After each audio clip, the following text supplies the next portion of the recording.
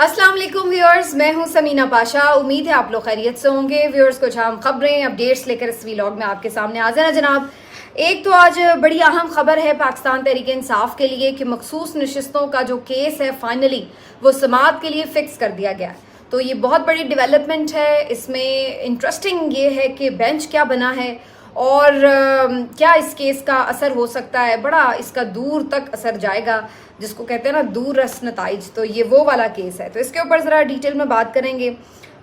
एक और अहम खबर जनाब इस हवाले से है, बुशरा बीबी साहिबा की बेटियों की एक वीडियो मंजर आम पर आई है और इस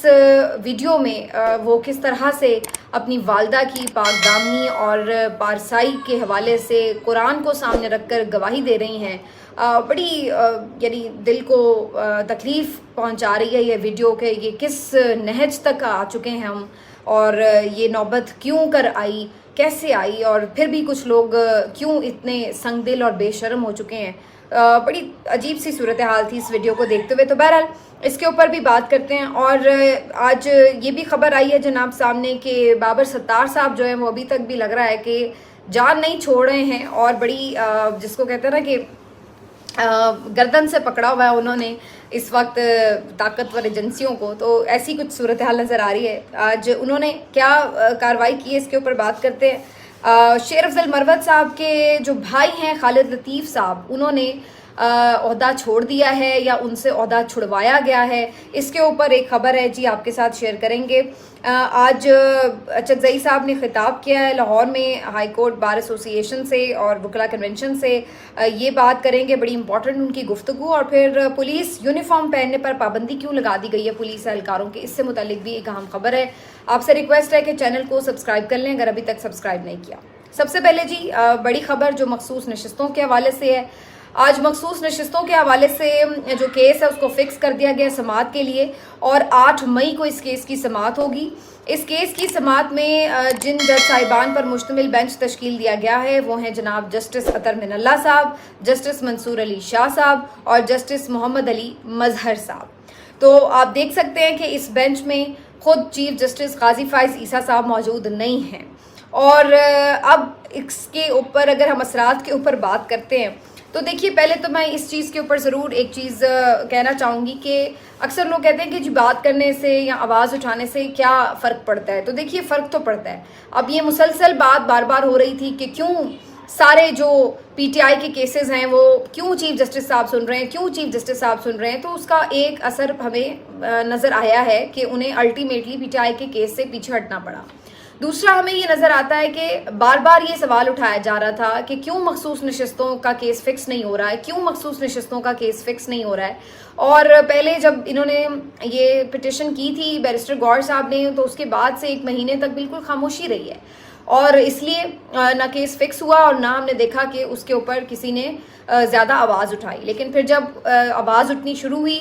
तो पहले तो ये केस की जो प्रपोज किया जा रहा था कि समाअत होगी तो 29 मई की बताया जा रहा था कि शायद इस महीने के आखिर में कहीं 29 मई को इसको फिक्स किया जाएगा समाअत के लिए। लेकिन जब इसका एक प्रेशर बना और इसके ऊपर फिर बैरिस्टर गौहर ने जाके सुप्रीम कोर्ट रजिस्ट्रार से मुलाकात भी की, सोशल मीडिया पर भी मुसलसल आवाज़ उठ रही थी, खान साहब ने भी इस पर बात की, वकला भी इस पर बात कर रहे थे। तो अल्टीमेटली अब हमने देखा कि मखसूस नशिस्तों का जो केस है वो फिक्स हुआ। तो आवाज़ उठाने से फ़र्क पड़ता है, ऐसा नहीं है कि आप आवाज़ उठा रहे हैं तो वो बिल्कुल बेकार जा रही है। कहीं ना कहीं उसका कुछ ना कुछ इम्पैक्ट ज़रूर होता है। सिर्फ ये कि कभी रिज़ल्ट जल्दी मिलते हैं, कभी देर से मिलते हैं, लेकिन फ़र्क आता ज़रूर है। तो एक तो ये चीज़ हो गई। बाकी अगर आप इस केस की जो बेंच की तश्कील है उसको देखें तो ये इंटरेस्टिंग है। मंसूर अली शाह साहब सीनियर लॉयर हैं, सीनियर जज हैं इस वक्त सुप्रीम कोर्ट में, वो इसमें शामिल हैं। जस्टिस अतर मिनल्ला साहब वो शामिल हैं, मोहम्मद अली मजहर साहब वो शामिल हैं। मोहम्मद अली मजहर साहब के बारे में इब्तिदा में ये ख्याल था कि शायद ये चीफ साहब के करीबी जज साहिबान में से हैं, लेकिन बाकी जो 2 जज साहबान हैं जस्टिस अतर मिनल्ला साहब ये एक इंडिपेंडेंट जज हैं। मंसूर अली शाह साहब जो हैं अभी रिसेंटली उन्होंने बड़ा खुल के बोला है जमहूरियत के लिए, आइन और क़ानून की बालादस्ती के लिए, और ये भी उन्होंने कहा कि जो रिसेंटली फैसले हुए हैं उनको वो डिफेंड नहीं कर सकेंगे। तो मंसूर अली शाह साहब जो हैं अब वो थोड़ा सा आपको एक डिस्टेंस पे नज़र आ रहे हैं। लेकिन ये जो केस है ये बड़ा इंपॉर्टेंट होगा इस मामले में। کہ یہ فیصلہ کیا دیتے ہیں، اور اس کے بعد ہی اس کا جو اثر ہے وہ آپ کو دور تک نظر آئے گا۔ کیا اس کے اثرات ہوں گے؟ نمبر 1 پہلی چیز تو یہ ہے کہ اس میں اگر تو فیصلہ پی ٹی آئی کے حق میں آتا ہے تو اس صورت میں جو مخصوص نشستیں ہیں وہ پاکستان تحریک انصاف کو ملتی ہیں، تو ظاہر ہے قومی اسمبلی میں نمبر گیئر میں ایک میجر فرق پڑے گا۔ صرف قومی اسمبلی نہیں، پنجاب اسمبلی، خیبر پختونخوا اسمبلی، ہر جگہ پر اچھی خاصی تعداد میں پی ٹی آئی کو نشستیں مل جائیں گی، جو کل ملا کے میرا خیال ہے کہ کوئی ساری اسمبلیوں میں دیکھا جائے تو شاید 70 سے بھی زیادہ نشستیں ہیں جو پی ٹی آئی کو مخصوص نشستیں مل جائیں گی اگر اس کیس کا فیصلہ پی ٹی آئی کے حق میں آتا ہے۔ تو یہ ایک بہت بڑی ڈیولپمنٹ ہو جائے گی، اتنی زیادہ نشستیں پی ٹی آئی کو مل جائیں گی۔ دوسرا جو اس کا فرق آئے گا وہ یہ آئے گا کہ اس سے پھر جو حکومتی اتحاد ہے اس کی 2/3 میجورٹی ختم ہو جائے گی۔ اگر پی ٹی آئی کو واپس مخصوص نشستیں مل جاتی ہیں تو اس صورت میں 2/3 اکثریت ختم ہو جائے گی حکمران اتحاد کے پاس، اور اس طرح پھر کوئی بھی آئینی ترمیم اگر یہ سوچ رہے ہیں کرنے کے لیے تو اس میں ایک رکاوٹ آ جائے گی۔ اور ابھی جیسے کہ اسناد ملک صاحب کی یہ سٹوری بھی ہے، کورٹ رپورٹر ہیں سینئر، اور بھی باقی لوگ بھی کورٹ رپورٹرز یہ رپورٹ کر رہے ہیں، اور فضا میں ایک اینٹیسپیشن ہے کہ قاضی فائز عیسیٰ صاحب کی ایکسٹینشن کے لیے کوئی ایسی قانون سازی کی جا رہی ہے۔ اسی طرح سے آئندہ چیف جسٹس کا تقرر کیسے ہو، اس کے لیے بھی کچھ کنٹروورشل سی باتیں ہیں کہ جی جو ٹاپ سینئر 5 ججز ہیں ان کے نام جائیں اور پھر ان میں سے کوئی بھی پک اینڈ چوز ہو سکے۔ اس کے اوپر بھی لوگ اعتراض کر رہے ہیں کہ اس طرح تو کوئی بھی جج لابنگ کرتا پھرے گا چیف جسٹس بننے کے لیے۔ اس کے علاوہ مزید بھی ہے کہ جو ججز کی تقرری ہے کورٹس کے اندر، اس کے طریقہ کار کے اوپر بھی تو کافی اس میں امینڈمنٹس کی کوشش کر رہی تھی یہ موجودہ حکومت، اور یہ اسی صورت ممکن تھا کہ اگر ان کے پاس 2/3 میجورٹی رہتی، اور یہ 2/3 میجورٹی اسی صورت میں ممکن تھی اگر پی ٹی آئی کی مخصوص نشستیں ان کو حاصل رہتی۔ لیکن یہاں پر آج صورتحال یہ ہے کہ ہم دیکھ سکتے ہیں کہ اگر یہ مخصوص نشستیں واپس پی ٹی آئی کو مل جاتی ہیں جو ان کا حق بنتا ہے، تو پھر اس صورت میں جو مخصوص نشستوں کے بعد ان کی جو تعداد ہے وہ 2/3 نہیں رہتی۔ تو اس طرح یہ جو قانون سازی ہے اس میں ایک رکاوٹ آ جائے گی، اور اس طرح اگر قاضی فائز عیسیٰ صاحب کو ایکسٹینشن دینے کے لیے کوئی آئینی ترمیم کی جا رہی تھی تو اس کے لیے مطلوبہ تعداد موجود نہیں رہے گی اس حکومت کے پاس۔ تو یہ ایک بہت سگنیفیکنٹ ہے کیس اس لحاظ سے۔ تو دیکھتے ہیں، اچھی بات یہ کہ اس میں چیف جسٹس قاضی فائز عیسیٰ صاحب نے خود کو نہیں رکھا ہے، کیونکہ اگر یہ خود بھی اس کیس کی سماعت کرتے تو یہ سیدھا سیدھا کانفلکٹ آف انٹرسٹ ہوتا، مفادات کا ٹکراؤ، کیونکہ اس کا سیدھا براہ راست فائدہ قاضی صاحب کو ہو سکتا تھا۔ تو اچھا ہے کہ انہوں نے خود کو اس کیس سے الگ رکھا ہے، اور باقی جو 3 جج صاحبان ہیں سینئر لوگ ہیں یہ اس کیس کا فیصلہ کریں گے۔ تو اس طریقے سے جو آگے کا منظرنامہ ہے وہ بڑی حد تک تبدیل ہوتا ہوا ہمیں نظر آ رہا ہے۔ اب جی دوسرا جو اہم معاملہ ہے اس کے اوپر بات کرتے ہیں۔ بابر ستار صاحب نے آج جو آڈیو لیکس والا کیس تھا اس میں آپ کو یاد ہوگا میں نے پچھلے ویلاگ میں ڈیٹیل میں بتایا تھا کہ کس انداز سے جو مختلف محکموں کی طرف سے ان پہ اعتراض عائد کیا گیا تھا، انہوں نے وہ اعتراض نہ صرف ریجیکٹ کیے بلکہ ان کو 5-5 لاکھ روپے جرمانے کی سزائیں بھی سنائیں، اور ان کو یہ نوٹس بھی کیے کہ ذرا آپ لوگ بتائیں کہ آپ کو کس نے کہا تھا کہ یہ اعتراض جو ہے وہ دائر کریں۔ اس سلسلے میں آئی بی کی طرف سے ابھی تک جو اعتراض والا معاملہ اس کے اوپر ان کی طرف سے ابھی فردر بات ہونی تھی، لیکن اس سے پہلے ہی انہوں نے جو اپنا درخواست تھی اعتراض والی اس کو واپس لینے کا فیصلہ کیا، اور آج انہوں نے جا کے جب کیس کی ہیئرنگ شروع ہوئی تو انہوں نے کہا کہ جی ہم اپنی درخواست اعتراض والی واپس لیتے ہیں۔ تو اس پر جسٹس بابر ستار صاحب نے انہیں کہا کہ اس کی تو آپ کو ضرورت ہی نہیں ہے، کیونکہ وہ درخواست تو آلریڈی خارج ہو چکی ہے باقی درخواستوں کی طرح، جس طرح سے ایف آئی اے کی طرف سے پیمرا کی طرف سے درخواستیں تھیں تو اس کے ساتھ ہی یہ والی درخواست بھی جج صاحب نے فارغ کر دی۔ تو انہوں نے کہا وہ تو پہلے ہی فارغ ہو چکی ہے، البتہ جان ابھی بھی نہیں آپ کی چھوٹی، اور انہوں نے اس کے ساتھ ہی کہا ہے کہ آپ کو اس کا آرڈر بھی مل جائے گا، عدالتی آرڈر، جس میں مزید انہوں نے اس کے اوپر جج صاحب نے سوال اٹھایا کہ آخر اس اعتراض کے لیے کس نے کہا آپ کو، آپ کا تو تعلق ہی نہیں تھا، ایف آئی اے کا تو تعلق ہی نہیں تھا کہ وہ آ کے اس پہ بات کرتے اعتراض کے اوپر، تو انہیں کس نے کہا آخر اس حوالے سے۔ تو یہ والا اس وقت بابر ستار صاحب نے جو کمنٹ کیا اسی سے جڑا ہوا آگے انہوں نے یہ ایکشن لیا ہے، اور اب انہوں نے ڈی جی آئی بی کو نوٹس سرو کیا ہے کہ کیوں نہ آپ کے خلاف توہین عدالت کی کارروائی کی جائے۔ تو جج صاحب جو ہیں وہ ابھی جان نہیں چھوڑ رہے ہیں، اور صحیح طور پر انہوں نے پکڑا ہوا ہے گردن سے، اور جس کو کہتے ہیں نا منطقی انجام تک، ایک لاجیکل کنکلوژن تک بات کو پہنچانا، جیسے ڈی سی اسلام آباد کے کیس میں جسٹس صاحب نے کیا تھا، تو یہی صورتحال ہمیں یہاں نظر آ رہی ہے۔ اور کچھ ہوتا ہے یا نہیں ہوتا، لیکن جب آپ اس لیول تک چیزیں لے کے جاتے ہیں تو کہیں نہ کہیں پیچھے ہٹنا ضرور پڑتا ہے ان لوگوں کو جو کہ بالکل منہ زور گھوڑے کی طرح جو چاہے کرتے پھر رہے ہوں تو پھر انہیں پتہ لگتا ہے کہ یار آگے سے بھی اب کوئی روکنے والا ہاتھ سامنے نظر آ رہا ہے، تو وہ کہیں نہ کہیں پیچھے ہٹنے پر، پیچھے تھوڑا سا پسپا ہونے پر مجبور ضرور ہوتے ہیں۔ تو یہ ایک انٹرسٹنگ بابر ستار صاحب کی بریوری نظر آتی ہے یہاں پر کہ وہ کسی بھی دباؤ میں آئے بغیر، جبکہ ان کے خلاف ایک پروپیگنڈا مہم شروع کی گئی، جس طریقے سے ان کو ہراساں کرنے کی کوشش کی گئی، لیکن وہ ان سب کے دباؤ میں آنے کے بجائے الٹا مزید ڈٹ کر کھڑے ہوئے نظر آ رہے ہیں۔ تو ہیٹس آف ٹو بابر ستار صاحب۔ اب جی آگے بڑھتے ہیں، آپ کو بتائیں کہ پولیس جو ہے اس وقت لگ رہا ہے کہ ٹارگٹ کلرز کے نشانے پر ہے، اور بھی پچھلے چند دنوں کے اندر ایک رپورٹ کے مطابق پچھلے 10 دنوں کے اندر 3 اہلکار جو ہیں پولیس کے ان کو جاں بحق کیا گیا، جس کے بعد یہ اب ہدایات جاری کر دی گئی ہیں کہ ایسا لگ رہا ہے کہ باقاعدہ پولیس ٹارگٹ ہو رہی ہے۔ اور اب پہلے تو صرف پنجاب پولیس، اب اسلام آباد پولیس کو بھی یہ ہدایات جاری کر دی گئی ہیں کہ ایک تو آپ نے یونیفارم میں بلا ضرورت نہیں نکلنا، بلکہ آپ جہاں پر بھی جائیں یونیفارم ساتھ لے کے جائیں اور وہاں جا کے یونیفارم پہنیں، یعنی راستے میں سے گزرتے ہوئے یونیفارم میں نہ ہو تاکہ آپ کی اس طرح سے شناخت نہ ہو سکے، نمبر 1۔ نمبر 2 یہ کہ کہیں پہ بھی اکیلے نہ جائیں، آپ 2 یا 3 اہلکار مل کر ہی کسی جگہ پر جائیں اگر جانا ضروری ہو، تاکہ آپ کو آسانی سے قابو نہ کیا جا سکے۔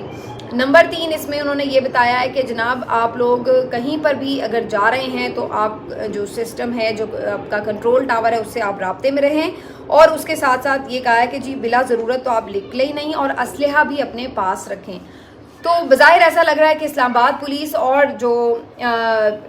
پنجاب پولیس ہے ان کو کچھ تھریٹس اس وقت موجود ہیں ان کے لیے، لیکن کیا یہ ٹارگٹ کلنگ کی وجہ سے ہی صرف ایسا ہے؟ بالکل یہ ایک وجہ ہو سکتی ہے، اس میں کوئی شک نہیں، کچھ واقعات بھی رپورٹ ہوئے ہیں پچھلے دنوں، لیکن اس کے علاوہ بھی بظاہر ایسا لگتا ہے کہ سوسائٹی سے بھی ایک جو ایک غصہ ہے عام لوگوں کا بھی ان کے اوپر، اس کی کہیں نہ کہیں میرا خیال ہے حفظ ما تقدم کے طور پر اس کی بھی پیش نظر یہ ہدایات جاری کی گئی ہیں۔ گجرانوالہ میں بھی کچھ دن پہلے ایک واقعہ پیش آیا تھا جہاں پر پولیس اہلکاروں کو باقاعدہ جو عام لوگ تھے، عوام تھے، انہوں نے پیچھے دھکیلا، انہوں نے زد و کوب بھی کیا، تھوڑا ان کو دھکے وکے بھی پڑے۔ تو اب اس بات کا خدشہ ہے کہ اس وقت عوام کے جو ایک جذبات ہیں وہ پولیس والوں کے خلاف نظر آ رہے ہیں، اور یہ خطرناک بات ہے اور یہ اچھی بات بھی نہیں ہے۔ کبھی بھی کوئی یہ نہیں چاہتا کہ جو پاکستان میں ادارے ہیں وہ کسی بھی طرح عوام کے آمنے سامنے ہوں، یا عوام ان کو اس طرح سے مسترد کریں یا غصے اور نفرت کا اظہار کریں، لیکن جو کنڈکٹ رہا ہے پنجاب پولیس کا وہ آپ کے سامنے ہے، جس کی وجہ سے ہم دیکھ رہے ہیں کہ الٹا پنجاب پولیس کے ساتھ اگر کچھ غلط ہوتا ہے، انہیں پھینٹی پڑتی ہے، تو لوگ تو خوش ہوتے ہیں اس بات پہ کہ اچھا ہوا ان کو ذرا سبق آیا ہے۔ تو یہ اپنا پنجاب پولیس اور آئی جی پنجاب پولیس کے لیے بھی سوچنے کا مقام ہے کہ کس لیول پر آپ نے پنجاب پولیس کو لا کے کھڑا کر دیا۔ اسی طرح اسلام آباد پولیس کی بھی یہی صورتحال ہے کہ وہاں پہ بھی ان کو بھی اس طرح سے بے لگام چھوڑ دیا گیا تھا کہ جس طرح مرضی وہ لوگوں پہ ٹوٹ پڑے، تو جس کے بعد ایک خدشہ ہے کہ لوگ بھی اب ریئیکٹ کر سکتے ہیں۔ میں یہ نہیں کہہ رہی کہ یہ جو نوٹیفیکیشن اسی وجہ سے کیا گیا، لیکن میرا اپنا ایک اسیسمنٹ ضرور ہے کہ تھریٹس تو جو ہیں مختلف جرائم پیشہ افراد سے وہ ہوں گے، لیکن اس کے ساتھ ساتھ کہیں نہ کہیں یہ بھی ایک خوف اب اندر پنپ رہا ہے کہ لوگ بھی جو اس طرح سے اہلکار ہیں ان کو دیکھ کر کہیں اگر اہلکار کوئی زیادتی کریں کسی کے ساتھ تو یہ نہ ہو کہ لوگ آگے سے ان کے اوپر پل پڑیں، تو یہ بھی کہیں نہ کہیں خطرہ بالکل موجود ہو سکتا ہے۔ اس کے علاوہ جناب آج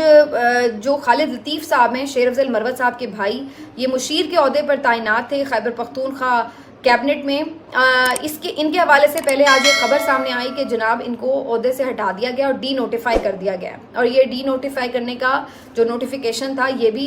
سوشل میڈیا پر گردش کر رہا تھا، جس میں کوئی لمبی چوڑی تفصیل نہیں بتائی گئی تھی کہ انہیں ریموو کیا گیا، کس لیے کیا گیا یا کیا، بس یہ بتایا گیا کہ جی ان کو ڈی نوٹیفائی کیا جا رہا ہے ان کے آفس سے۔ بعد میں خبر یہ آ رہی تھی کہ جی عمران خان صاحب سے ملاقات میں جب انہیں یہ بتایا گیا کہ جی ان کے جو بھائی ہیں کچھ پرابلم کر رہے ہیں، مشال یوسف زئی صاحبہ کچھ پرابلمس کر رہی ہیں، تو اس کے بعد عمران خان صاحب نے یہ اختیار علی امین گنڈا پور صاحب کو دے دیا کہ اگر کوئی شخص آپ کی کیبنٹ میں بے شک میرا ہی تجویز کردہ کیوں نہ ہو پرابلم کر رہا ہے تو آپ اس کے بارے میں فیصلہ کر سکتے ہیں، جس کے بعد یہ خیال ظاہر کیا جا رہا تھا کہ شاید شیر افضل مروت کے بھائی کو، جن کی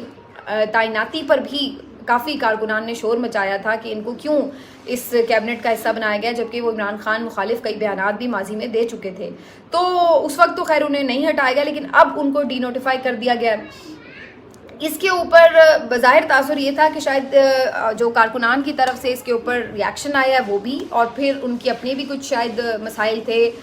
کچھ پرابلمس تھے جس کی وجہ سے علی امین گنڈا پور ان سے خوش نہیں تھے، تو اس لیے انہیں ریموو کیا گیا ہے. لیکن بہرحال ابھی شیر افضل مروت صاحب نے اس سارے معاملے کے اوپر ایک ریزگنیشن شیئر کیا ہے، اور ان کا یہ کہنا ہے کہ انہیں ہٹایا نہیں گیا خالد لطیف کو، بلکہ انہوں نے خود ریزائن کیا، اور اس کی وجہ یہ ہے کہ شیر افضل مروت صاحب کو چونکہ پبلک اکاؤنٹ کمیٹی کی چیئرمین شپ کے لیے عمران خان صاحب نے نامزد کیا ہے، تو اس لیے ان کے بھائی نے کیبنٹ سے ریزائن کیا ہے، کے پی کیبنٹ سے، کیونکہ وہ سمجھتے ہیں کہ ایک ہی گھر میں دونوں عہدے دو بڑے بھائیوں کے درمیان ہوں تو یہ اچھا تاثر نہیں جائے گا، تو اس لیے انہوں نے ریزائن کر دیا کہ تاکہ شیر افضل مروت جو ہیں وہ پبلک اکاؤنٹس کمیٹی کے چیئرمین بن سکیں. ویسے تو ابھی یہ بھی فائنل نہیں ہے کہ وہ بنتے ہیں یا نہیں، کیونکہ اس معاملے پہ بھی خبر یہی آ رہی ہے کہ ابھی بھی الٹیمیٹلی حتمی فیصلہ ہونا باقی ہے. لیکن شیر افضل مروت صاحب شروع سے ابھی تک اس بات کے اوپر کافی مؤثر بھی ہیں اور کلیئر ہیں کہ جی مجھے ہی انہوں نے نامزد کر رکھا ہے خان صاحب نے، اور اب بیرسٹر گوہر صاحب نے بھی جو آخری اعلان کیا تھا وہ یہی تھا. لیکن اب شیر افضل مروت صاحب کہہ رہے ہیں کہ ان کے بھائی کا جو جانا ہے بیسکلی وہ ان کا اپنا فیصلہ تھا، انہوں نے خود ریزائن کیا ہے، تو انہوں نے بھی ان کا جو ریزگنیشن ہے وہ شیئر کر دیا سوشل میڈیا کے اوپر کہ جی یہ انہوں نے وجہ بھی بتا دی ہے کہ اس وجہ سے وہ ہٹے ہیں. تو بہرحال جی اب یہ ان کی جو انٹرنل ایک وہ کھینچا تانیاں یہ چلتی رہتی ہے، لیکن میرا خیال ہے کہ کہیں نہ کہیں یہ بات رہی ہے ضرور کہ جو خالد لطیف کو تعینات کرنے کے اوپر ایک ہمیں پریشر نظر آ رہا تھا پی ٹی آئی کی کیبنٹ کے اوپر، ان کے پی وزیر اعلیٰ کے اوپر، تو اس کا بھی کہیں نہ کہیں ضرور اس میں اثر شامل ہے. ورنہ تعیناتی کے لیے تو شیر افضل مروت صاحب کا نام بہت دیر سے گھوم رہا تھا، تو کیا وجہ ہے کہ جو اب انہیں جا کے ریزائن کرنا پڑا، اس وقت بھی وہ فوری طور پر یہ فیصلہ کر سکتے تھے. تو اس لیے ابھی اس کے پیچھے کافی کچھ ہے، دیکھیے کہ چیزیں سامنے آتی ہیں یا نہیں. لیکن اس موقع پہ کم از کم شیر افضل مروت صاحب جو ہیں وہ ہمیں نظر آ رہا ہے کہ تھوڑا سا ان کو بیک فٹ پہ جانا پڑا ہے. اب جی آخر میں جو بات ہے وہ آپ کو کر لیتے ہیں. بشرا بی بی صاحبہ کی جو بیٹیوں کی دل دہلا دینے والی ویڈیو سامنے آئی ہے، یہ ویڈیو ہے ان کی مبینہ طور پر دو بیٹیوں کی، بظاہر کسی نے بھی تردید نہیں کیا کہ یہ ان کی بیٹیاں نہیں ہیں، اور جو میں آواز بھی دیکھ رہی تھی ریکگنائز کر رہی تھی تو کافی حد تک بشرا بی بی صاحبہ سے ملتی جلتی آواز بھی لگ رہی تھی. تو کہا جا سکتا ہے کہ یہ ویڈیو صحیح ہے، کیونکہ خود پی ٹی آئی کے جو قریبی یا کافی یعنی ذمہ دار لوگ ہیں وہ بھی اس کو شیئر کر رہے ہیں، تو اس سے تاثر تو یہی ملتا ہے کہ یہ ان کی بیٹیوں کی ہی ویڈیو ہے. اب بہرحال بات آگے بڑھاتے ہوئے اس ویڈیو میں دیکھا جا سکتا ہے کہ جو بشرا بی بی صاحبہ کی بیٹیاں ہیں وہ قرآن پاک کو سامنے رکھ کر، اپنی گود میں رکھ کر، اس کے اوپر ہاتھ رکھ کر یہ گواہی دے رہی ہیں کہ ان کی والدہ بالکل پارسا اور پاک دامن خاتون ہیں، اور انہوں نے جو الزامات لگائے گئے بشرا بی بی صاحبہ اور عمران خان صاحب کے حوالے سے ان کی قطعی طور پر نفی کی ہے. انہوں نے کہا کہ بالکل یہ جھوٹے الزامات ہیں کہ ان کے درمیان آپس میں کوئی تعلقات تھے نکاح سے پہلے، بلکہ انہوں نے کہا کہ عمران خان صاحب جو ہیں وہ ضرور آیا کرتے تھے، دین کے اوپر بات چیت ہوتی تھی، لیکچرز ہوتے تھے، اور وہ بشرا بی بی صاحبہ انہیں ضرور بتایا کرتی تھیں. لیکن یہ سب جب بشرا بی بی صاحبہ جب بھی کبھی ان کے ساتھ موجود ہوتی تھیں تو وہ مکمل حجاب میں ہوتی تھیں، بلکہ وہ گلوز تک پہن کے رکھتی تھیں. اور انہوں نے یہ بھی بتایا کہ بشرا بی بی صاحبہ کوئی عملیات نہیں کرتی، وہ کوئی جادو ٹونا تو دور کی بات ہے، وہ کوئی پیر نہیں ہیں، نہ انہوں نے کبھی کلیم کیا ہے. اور یہ بھی انہوں نے کہا کہ ہاں دین سے ضرور ان کا تعلق ہے، اس پہ وہ اسٹڈی کرتی ہیں، اس پہ وہ بات کرتی ہیں، اور اسی بارے میں لوگوں کو بھی سمجھاتی بھی ہیں. انہوں نے یہ بھی کہا کہ جو الزامات لگائے گئے عدت کے حوالے سے وہ بھی بے بنیاد ہیں کہ عدت کی مدت پوری نہیں کی. اور یہ بھی انہوں نے کہا کہ جو ان کے والد ہیں انہوں نے یہ جو الزامات لگائے ہیں بظاہر یہی لگتا ہے کہ وہ دباؤ میں یہ سب کر رہے ہیں. اور انہوں نے کہا کہ پہلے ہم اس لیے خاموش رہے کہ ظاہر ہے یہ سارا معاملہ جو تھا اس پہ بظاہر ایسا لگتا تھا کہ بات کرنا مناسب نہیں ہے، اور اب جب اتنا زیادہ کردار پہ کیچڑ اچھالا گیا تو وہ مجبور ہوئی ہیں کہ وہ اپنی والدہ کے کردار کی گواہی دینے کے لیے قرآن پر ہاتھ رکھ کر یہ حلف اٹھائیں. اور آپ کو یاد ہوگا جب یہ کیس کی سماعت ہو رہی تھی تو عمران خان صاحب نے بھی یہی بات کی تھی کہ میں نے نکاح کے بعد بشرا بی بی کا چہرہ پہلی دفعہ دیکھا. بشرا بی بی صاحبہ نے بھی یہی بات کی، اور انہوں نے اس بات کے اوپر یہ کہا کہ ہم قرآن اٹھانے کے لیے بھی تیار ہیں. تو کافی ایموشنل وہاں پر یہ ہیئرنگ ہوئی تھی جب اڈیالہ جیل میں اس کیس کی سماعت ہو رہی تھی. مجھے یہ بھی